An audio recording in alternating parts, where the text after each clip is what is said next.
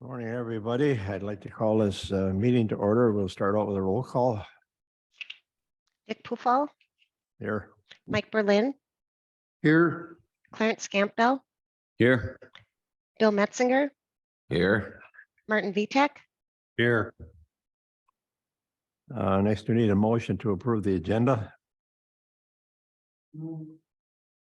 Motion by Mike Berlin, seconded by Bill Metzinger. All in favor, say aye. Anyone opposed? Motion carries. Thank you. Public comment period limited to 3 minutes. We have Kim Lavasser here who would like to speak. Go ahead, Kim. Good morning. Even though Dan Grady said in his testimony at the grievance hearing that I am a distraction at board meetings because I say the same thing over and over, I'm here. And even though at the end of the grievance appeal hearing, my attorney heard one of the board members say to Dan Grady that I am my worst enemy because I pissed Mr. Grady off. I'm still here. Only a few people listened to the grievance hearing. People need to be informed on certain things going on, and that's what I'm doing here today. This very brief recording is from the grievance hearing. Okay, but again, the timeline when you bypass the sheriff is the same time as Ms. Lavasser alerted you to this, the issues with the budget, right? I alerted that Ms. Lavasser alerted me in November or December of 2022. Okay, The reason, and when Ms. Lavasser alerted you to this problem, what steps did you take to fix the issue? I said that we'd figured the problem out. Did you figure the problem out? Not yet. Oh, okay. Okay, have you told all the board members about the problem with the budget? No, Why not? because we haven't figured out a solution yet. Okay. Is that why you didn't respond to Ms. Lavasser? I told her we'd figure it out. I understand your argument.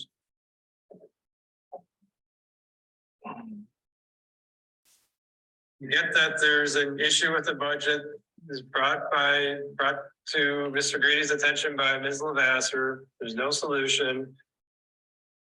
The rest of the county board hasn't been advised of it. I get it. Okay. Why is this huge issue being kept away in the dark from the board? A budget that was passed with no capital outlay and using 2022's numbers for not only the sheriff's department, but the jail. If it happened to 2 departments, it probably happened to more. That's millions of dollars. What is going on? And why isn't anyone questioning anything? Thank you.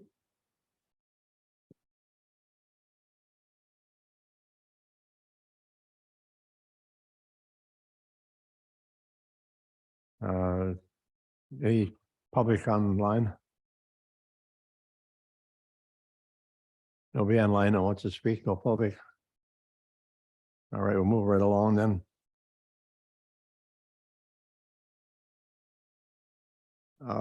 Approval of executive committee meeting minutes from May 5th. Need a motion? Motion by Marty Vitek, seconded by Clarence Campbell. All those in favor? Aye. Opposed? Motion carries. Thank you. We'll go to number 5. Discussion employee handbook update. So, at the suggestion of corporate counsel, we would like to send our employee handbook to corporate counsel to review, to go over and make sure it conforms with current state statutes and best practices. He's going to have a 3rd-year law intern there this summer, so the rates will be significantly less. And that intern will be going through the entire handbook, updating it to best practices and current statutes. And then Max will go over the whole thing and make sure it's all correct, and then send it back to this committee. So we'd like permission to do that. Make a motion, to push us forward to corporate council I, or, yeah, go ahead. I believe Mr. Pufel has something he'd like to add for it. I'm sorry. I'd like to enter one thing in the book and I want to see what you guys, how you guys feel about it before I go any further with this. What I would like to see entered into there is to have a pre-disciplinary hearing process offered before termination. In other words, if one person decides that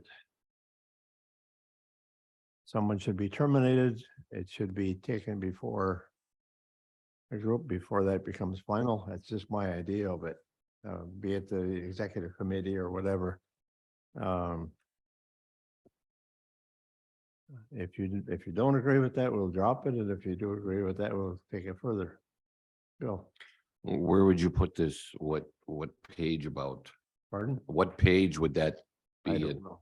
Oh, you don't know. No, Okay. I think that would be up to council where that'd be up to corporate council, the appropriate spot.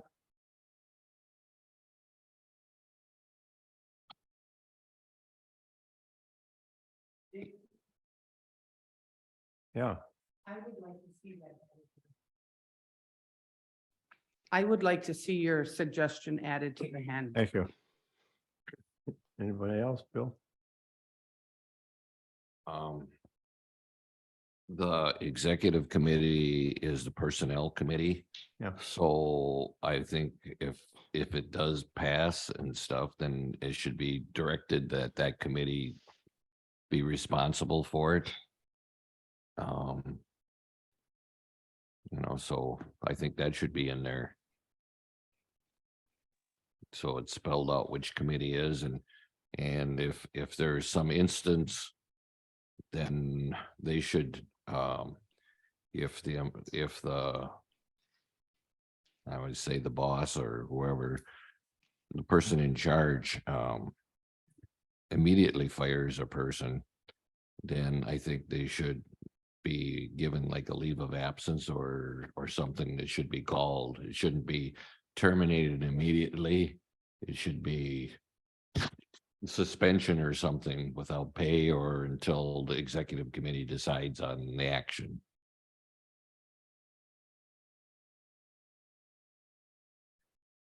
Well, it's basically the same procedure that they would use, say, for instance, if we had a shooting in the sheriff's department and somebody was killed, they would put them on administrative leave. He'd be paid until the hearing is finalized and take it from there, either discharged or reinstated. And this is what I think would be a good idea.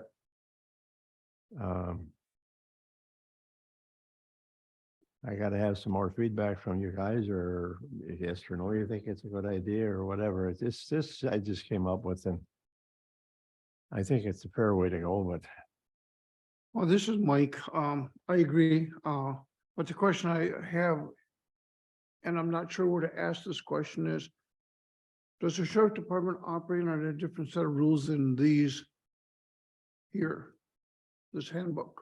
No, So they fall under the same guidelines as Ashland County correct. handbook. So therefore, I concur with what our chairman Chairman Pupal is saying. It's only thing we need to put more bite into this somehow, because no one employee should have sole privilege of firing as has been done previously. There should be some course of action, administrative action and or whatever. So yes, this should be included in the motion, I believe, so corporate counsel can incorporate that in the appropriate language area in the handbook. are you making that motion? I could make that motion. I'm not sure Okay. if we're ready for a motion yet. I've not heard from Clarence. What you Yeah, think? I agree with what's been said, that, I think we're all concerned about this particular situation and how it happened and, the abruptness of it as Supervisor Bousset had mentioned at our meeting last week. And I think this would be a way of looking further into it before a final decision is made. I think we can leave it up to the Corp Council when they review the handbook to determine the proper wording of how they should be put into the handbook. As far as us trying to develop the proper wording, we might not know what laws apply and how it affects this, but I think it's a good idea to have a disciplinary hearing, as Dick mentions, before someone is terminated immediately, as what happened in this case. Marty? Yeah, I agree, because I think in particularly in this case, a short cooling off period might have been helpful. I agree with Marty. Well, in regards to what you said, Clarence, we have to run this by Max anyway, because we don't even know if we can do that. Yeah, I think just the suggestion, make the suggestion to them that this be included, Yeah, and then they can Yeah. determine how it should be worded. yeah, thank you. Bill, Was there any other changes in the handbook that we received? pardon me? Was there any other changes in the handbook that we received? No, there's no changes in the handbook. We're asking for it to go to corporate counsel to make sure that it's thoroughly updated and complies with state statutes. And to the one question I have to Mr. Pufal's suggestion is, would you be including employees who are in their probationary period, the first 60 days? So It's come to my attention also that they have a separate set of policies over there for their operations. And how can we get corporate counsel to incorporate that or indoctrinate that with the employee handbook? If we're saying they operate under our employee handbook, how can they operate under our employee handbook in addition to their internal policies? They should be one and the same. True?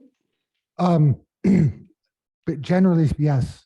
And that's another reason to send it to corporate counsel. Okay.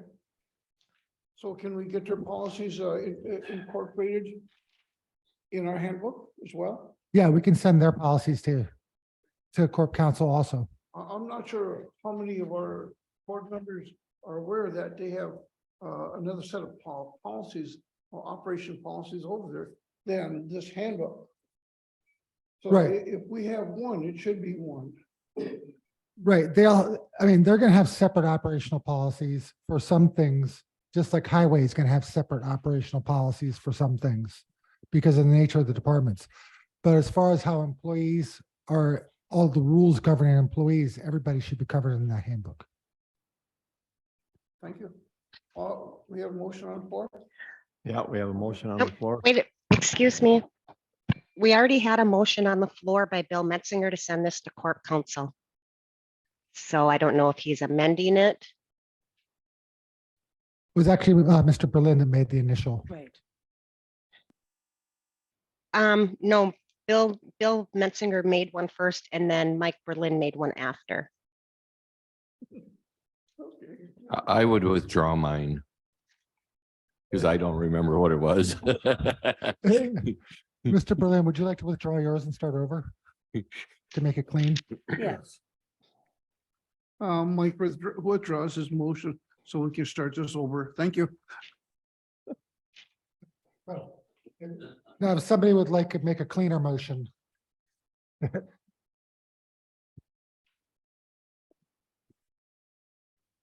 Mike here, I'll step up and make this motion to where we can request a corporate counsel to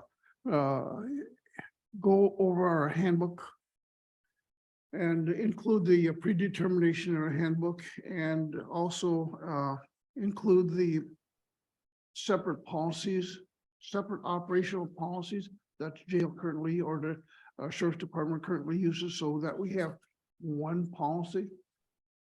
We make that all inclusive of every department in the county, because I know HHS has some separate policies and Yeah. highway has some separate policies. That's a good word, all inclusive for all departments in Ashland County. That sounds better. Thank you. Would you like to add that Richard suggestion in there be incorporated in that motion? I thought I said that. It didn't sound like it. Okay.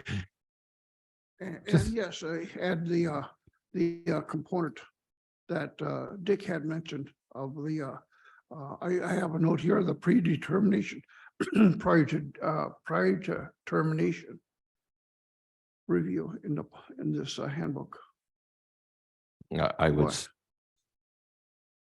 I'd like to have somebody reread that back. There's a whole lot of, Lori, can you please reread that back? Motion by Mike Verlin to send to Corp Council to include a preliminary disposition hearing. And that it is inclusive of all departments so that we have one handbook. Any changes? All right, we have a motion and a second. All those in favor say aye, I, and we'll hand this over to Max and he can tear it apart or enter it or whatever. Yeah, it'll come back to this committee and then to the full county board. That probably won't happen till fall, just so. Dick, can I say one thing? Sure. I want to thank the executive committee for making this new motion because this was very important to do. You can remember when you were in a heated argument with somebody and it got out of hand and things were said and things were done. So thank you to the executive committee for taking a second look at that and correcting that error.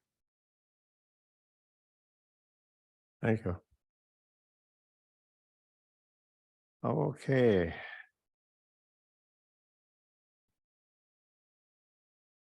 We go to number 6, joint dispatch updates. I guess there's not too much of an update, but I wanted to keep this on the agenda in case things happen very fast. We did submit the grant application to the Department of Military Affairs. That was done on May 1st. We have not heard back anything yet. We're hoping to hear back in the next week or two. So hopefully we'll hear something. We met the deadline and in fact, they offered to extend it a week just to make sure we could apply. But we met the May 1st deadline. Yeah. Well, yeah, I guess they have I think they want this to go through, is the impression we've gotten. But I could hear as soon as, the end of this week or sometime next week, in which case we'd be updating Finance Committee with the new information. And if it's after that, we'd be updating this committee or the county board. Yep, next week, Thursday. So it's possible we'd have an answer by then. Is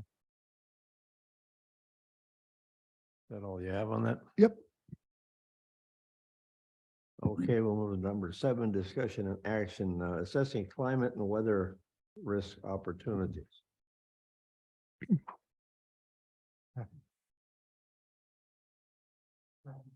Yes. George Busey couldn't be here today. He's out of town for the next 3 weeks, so he asked if I'd come here and help the committee understand what this is all about. This is a resolution that we ran through the Ag and Extension Committee, and it talks about climate change. And here's the resolution and the motion to bring this forward.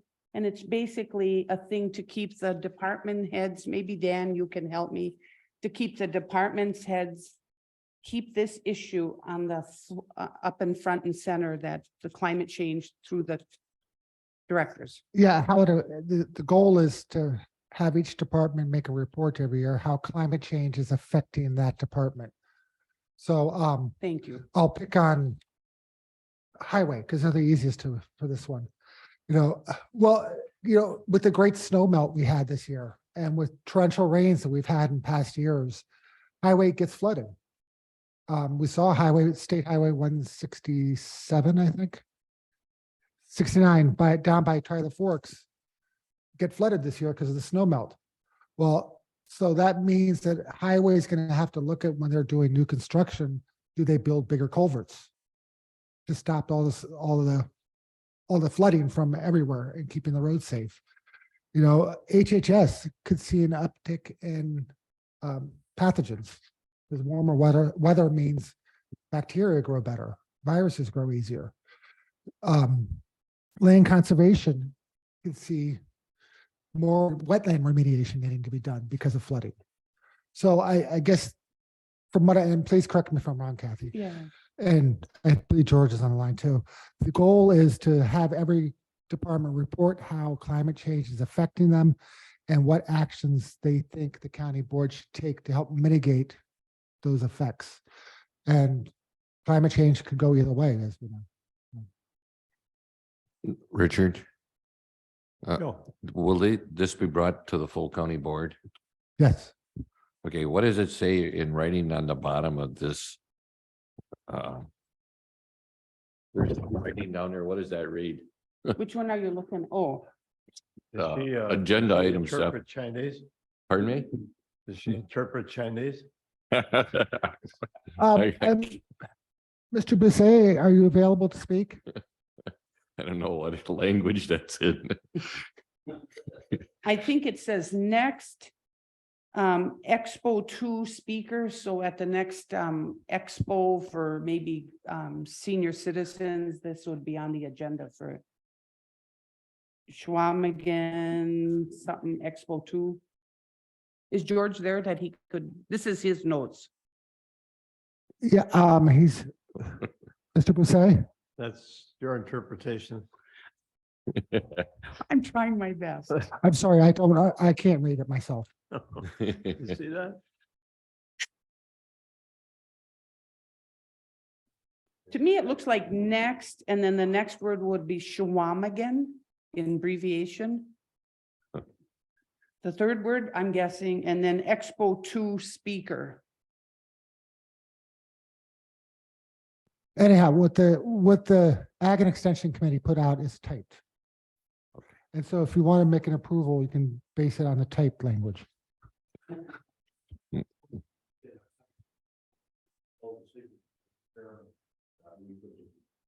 Yeah. Okay.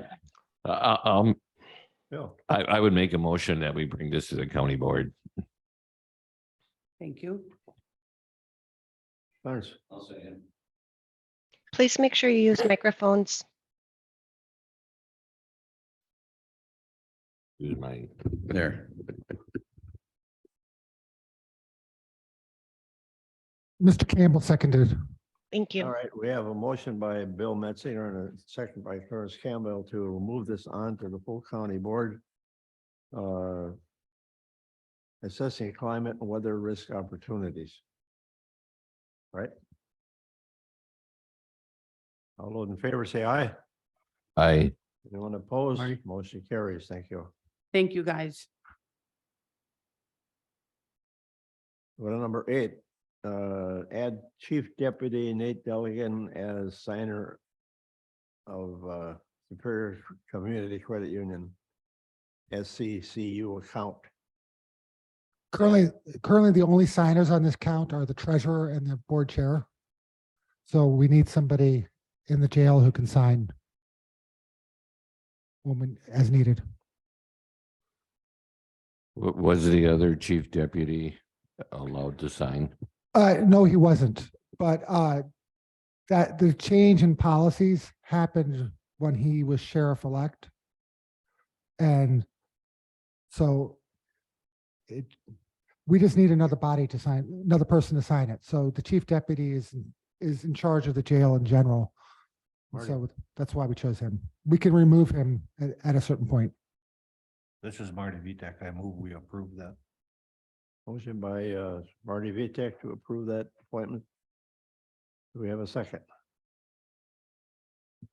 I'll second. Seconded by Clarence Campbell. All those in favor, say aye. Aye. Aye. Anyone opposed? Motion carries. Thank you.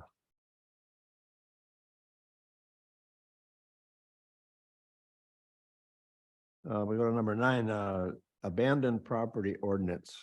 We have nothing on it in our paperwork. Hmm?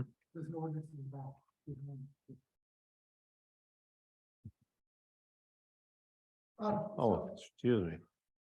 All right, so this is a request from the sheriff's department. Right now, we do not have an abandoned property ordinance, which means they can't get rid of abandoned property. They have to keep it and store it.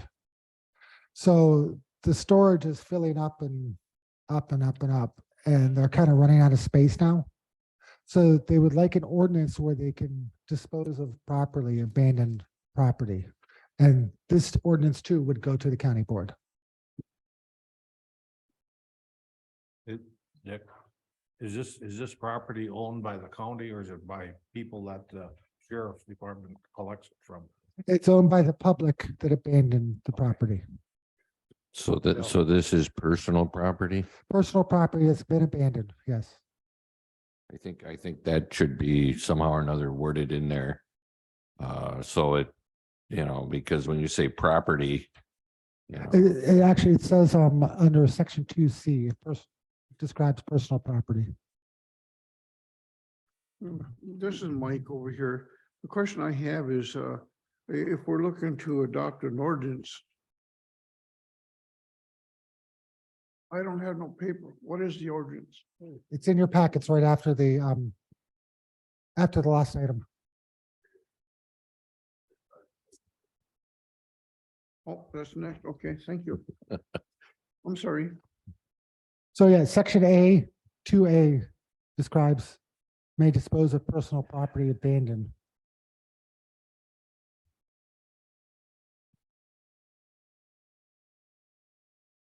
So this has nothing to do with the, excuse me, this is Mike again. This has nothing to do with the equipment, the squads and all the equipment that No. we have up there. This No. is The public stuff. Yeah, the public stuff, the public property of the public that has been abandoned, yes. Their personal property. I make a motion to move this forward to the county board. I have Or did you? I have a question. I'm sorry. So the stuff that the highway department picks up along the sides of the roads and all that sort of thing would be included in this too? Yes. So this applies to all county departments. Okay. Is it- I'll second Mike's motion.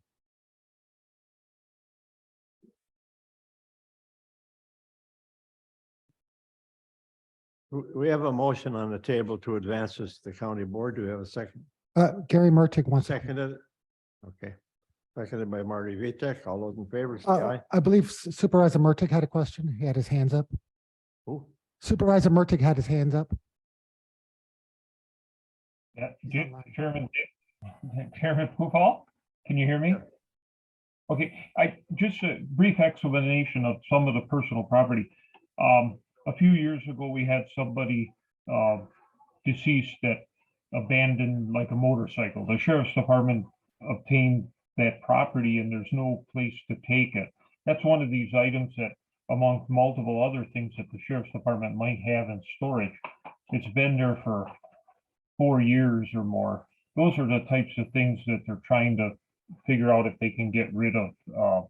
The money would come back into the county somehow on the sale of those items. So those are the types of things we're talking about. All the property would be sold at Wisconsin surplus auction, according to county policies. That was the question I was going to ask. Does this go to Wisconsin surplus or somebody else? Okay. No, thank it's you. going to be Wisconsin surplus, unless this committee directs otherwise.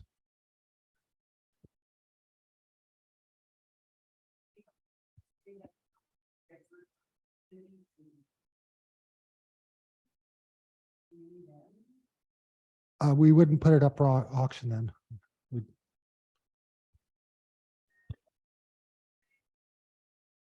Please remember to use your microphones.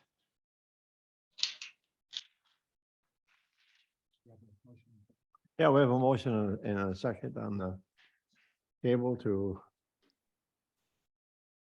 approve the abandoned property ordinance and send it to the full county board. All those in favor say aye. Aye. Anyone opposed? Motion carries. Thank you. Next, we go on to number 10, economic development. This is a line item they said we were going to put on the agenda for every meeting at the last meeting. So I believe anything to do with economic development is open for discussion. So, I think, this is Mike, I'm sorry. I brought this up here a month or so ago on, one of our, finance economic development, meetings. And, this is a spin-off from that. And what we'd be looking for, excuse me, what I would be looking for would be at our next, finance meeting next week, I believe we're gonna have, AADC, Carver Harris here, No, Sheldon Johnson from Northwest And- Regional. and Sheldon Johnson from, Northwest Regional Planning, Yeah, in addition Car- to, Carver's not going to be here. Sheldon is. okay. Yeah, we were asked to bring Sheldon. Okay. And when Sheldon comes, are we requesting him to bring anything with him, like what they've done in the last 20 years, last 10 years in the 10 county district that they operate in, so that we can kind of Yeah. jump on this thing? Yeah, I asked him to go over what they've done in the past and the kind of projects they could bring in the future. He's also going to be talking about the Rural Partnership Network, which is this new alliance formed with the USDA to help both communities and businesses access the federal government resources much easier. Northwest Regional is taking the lead on that project. So he's going to be explaining that. He can also address issues like housing and what other kind of future development is possible out there. In addition to that, I had talked to some folks down over by Butternut and Glidden over there, and they have an alliance, economic alliance folks over there. And I had asked Chairman Poopall if we can invite them to our next finance meeting so that they can hear what Sheldon or Northwest has to say, because they're out there putting applications in for, and I did not know they existed. And at the last meeting here, I did talk to Gary Mertig, and he said, oh yeah, there's an alliance down there. Da, da, da, da. I says, really? I says, good, maybe we can share information with some folks as well. If we can bring them forward with some of the information that Northwest is going to be sharing with us, and or Ashland Area Development, Carver Harris. And hey, we're Ashland County. Just because we're up here, we're just not Ashland. We go all the way down there. So if we can provide information to them folks, I think that would be a good thing. Yeah, I know the people, there's a group in Glidden that's working with Northwest Regional right now. But yeah, that's a great idea to bring the other groups in.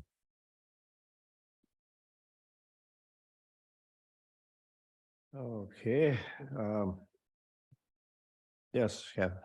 So Dick and I go to the Northwest Regional Planning every month, and one of the projects that Sheldon has been working on, it was called a bounce back program. And it was $10,000 per business in the 9-county area. And Ashland County, Dick, didn't they have about 12 or 10 different businesses that received $10,000 because they met the criteria for that? So there's a lot that goes on that unless you're in the business, you wouldn't probably hear about. So bounce back and all these other programs that tried to get the economic part started again is through him. So he's got a lot of, and so don't ask him to bring 20 years with. This is Mike again. What I'm looking for is what other counties are doing, what other counties got funded for, and how we can kind of spin off from that. Because we all know that Mike Berlin is on a crusade here to get a grant writer on board to take care of Ashland County. understandably, we have grant writers here that take care of our own programs, and those are reoccurring grants that they apply for. I'm looking for a true blue grant writer that's going to take a look at the whole Ashland County, not just programs. Good idea. Bill, Richard, did you check into anything about a boat docked outside? Have you looked into anything like that that we talked about at the last meeting? You were going to look at a permanent, big ship here. Yeah, or excursions. Did you look into any of that yet? I did, Bill. I contacted the woman in Bayfield who's in charge of Fossil Island Cruises. And she's all excited about it. We had a good discussion, and she wants to be included in the next Harbor Commission meeting so that we can tell her what we want, and maybe she got some suggestions or points or whatever, but my point of doing this whole thing along these lines of economic development, we have to have people with positive ideas that come, bring them to the board. And if it's going to fly, it'll fly. And if it's not, it's not. But we've got to try something. We're not trying anything. We're not getting a push, with all due respect to the Chamber of Commerce, but it seems like status quo is good enough. And that's not good enough for me. I spent a lot of time in the Hayward area. That's where my girlfriend lives.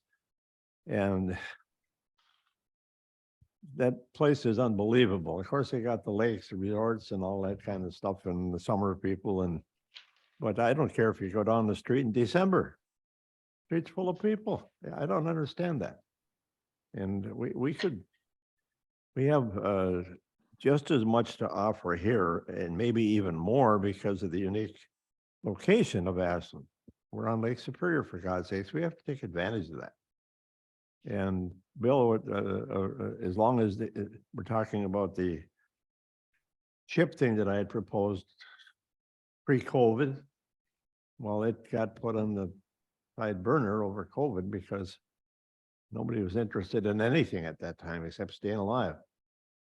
I plan on bringing that to the forefront again.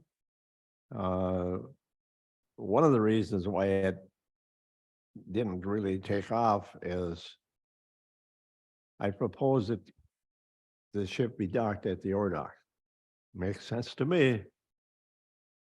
And I talked to Parks and Rec Director Sarah, and she had an idea a long time ago that they would build an onshore facility with bathrooms and brochures and almost like a travel agency type thing right off the dock, plus a parking lot so people could drive down there and park. Had that been done, we would have a jump start on providing this ship, because to this point, you bring a ship in here, where the hell are they parked? Who wants to come on the ship? You got to park half a mile away.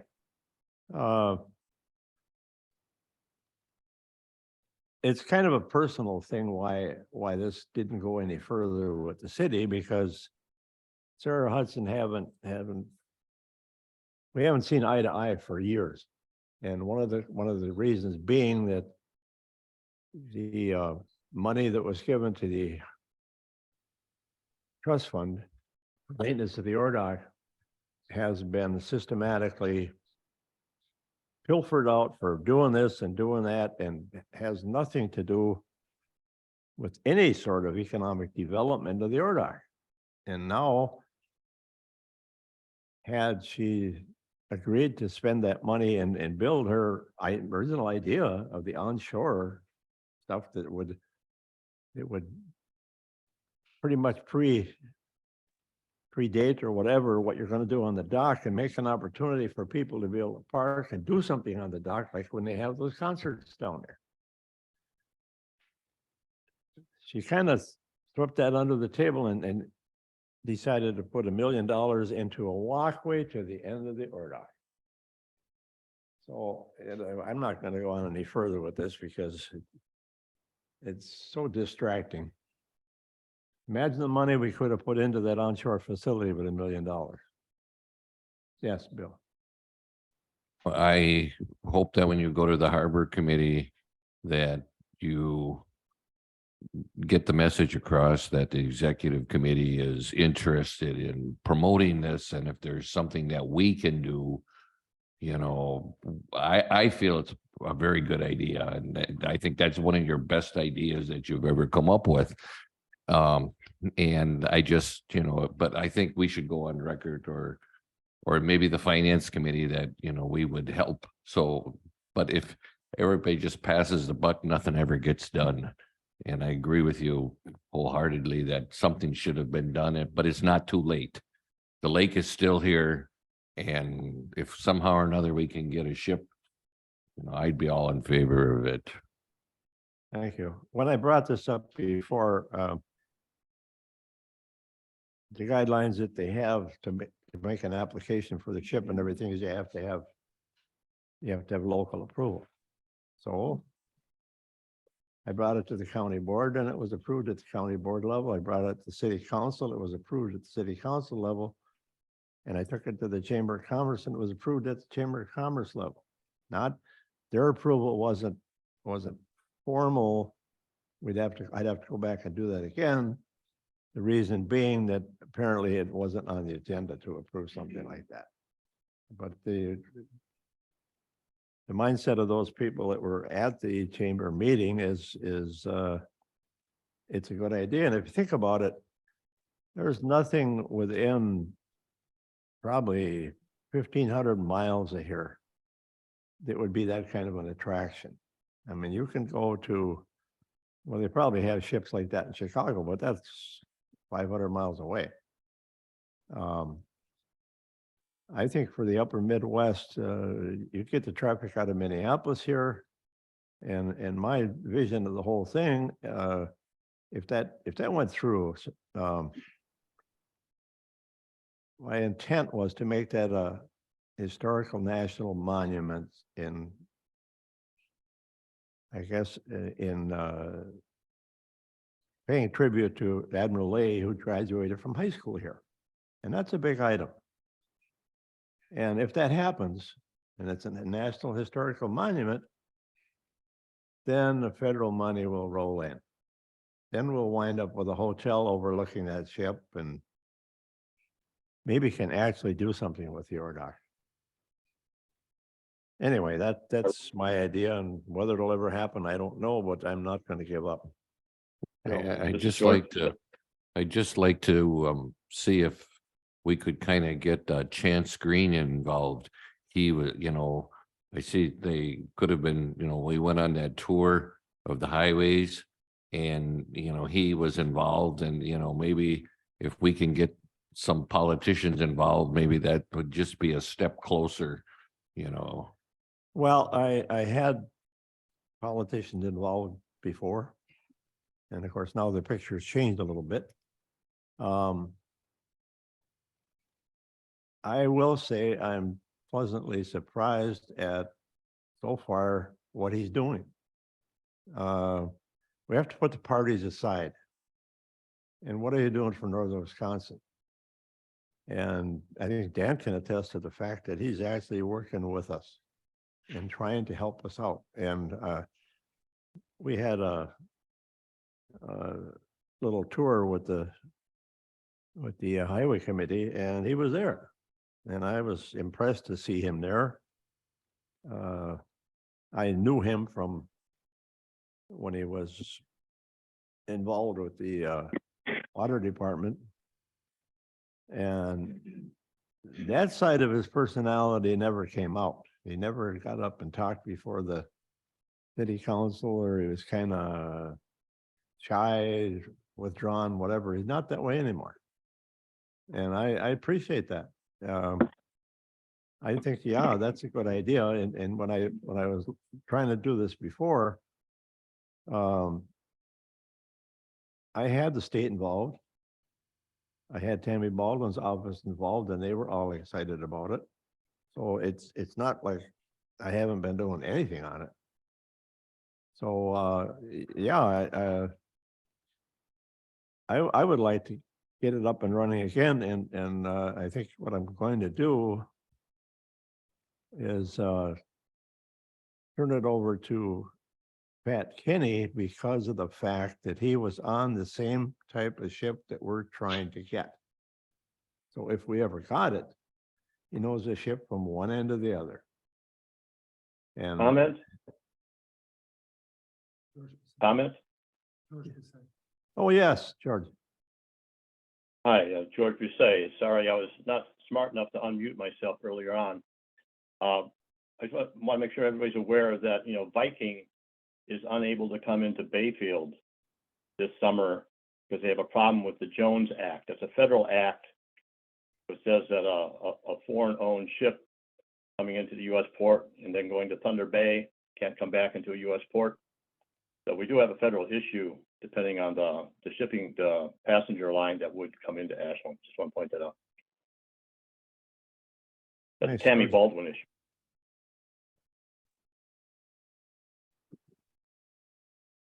Anybody else? I just wanted to add on what Chair Pufall was saying. Representative Green is working very hard to help us here, and so is Senator Quinn. One of the things I know he's pushing is housing, workforce housing. The state is looking at putting $1 billion of their surplus into workforce housing. And that's something that we want to try to get for the entire county. They need housing down in Butternut and Glidden, but we also need it in the city. So we'd be working at trying to get that and as another avenue of economic development. Part of economic development is, businesses come in, but as we all know, there's no place for anybody to live. So you're kind of stuck with that chicken and egg scenario. Businesses won't come unless there's housing, and we have the need for housing. So I think that's one of the avenues we're going to pursue is bringing in the housing so that businesses can expand and hire more people, and we can get new businesses in. Any more discussion on economic development? If none, we'll move on to the closed session. Need a motion to go into closed session. Move to go into closed session. I'm sorry, who was that? Motion made by Mike Berlin. Seconded by Marty Vitek. Need a roll call? Dick Pufall, Yes. Mike Berlin, Yes. Clarence Campbell, Yes. Bill Metzinger, Yes. Marty Vitek.